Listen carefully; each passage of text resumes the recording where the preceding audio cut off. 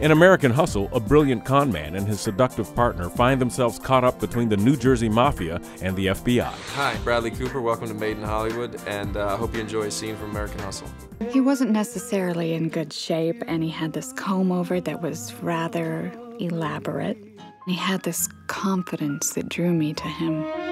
I was going to ask you, like, how does that transformation, other than physically, how does that help you become Irving, this con artist Absolutely, guy? no, it helps completely because, you know, it all comes from the inside out, but, you know, you're displaying your insides with your external physicality as well. For me, it's everything, right? I mean, you have to believe the circumstances. So, but we have it easy because we had a great team. The costume designer is incredible. The set designer is incredible. I mean, I felt we walk into those sets and, you know, and in the clothes and everything just feels like, bam, you're there. I had seen this image, the comb over and just sort of being a rotund sort of rolling ball, and I just went, we've got to do that. That's got to be whoever it is. And you know that I would never say anything bad about your father in front of you, but your father is a sick son of a bitch. Jennifer spent her vacation between, she had 3 weeks off.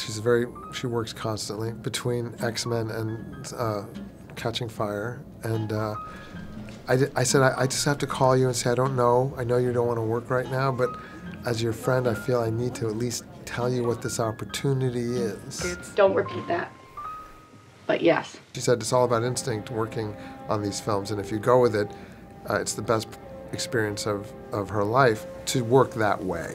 My idea is I'm running the show, I'm the quarterback, and I'm not gonna settle. What drives him? Because he is not short of drive at all, if nothing else. Yeah, I'd say frustration drives him, a need to prove himself. How does it make you feel, her in there? And he also comes from a part of the world where righteousness is a huge thing, and he really sees that it's very clear that he wants to take down these big guys. We were so successful for so long because we kept it just small enough. I like the fact that, like, he obviously has insecurities, but he's confident too, Yeah. and other people see him as confident. Right. No, he absolutely knows what he wants. He knows how to charm people. He knows how to get what he needs from a situation, but it all stems from a place of insecurity, that he was born in a situation where he felt very inferior, and he wanted to change that. If you're that successful, how come you wound up in this room with me right now, taking orders from me? What is it about your style that gets these performances out of these actors?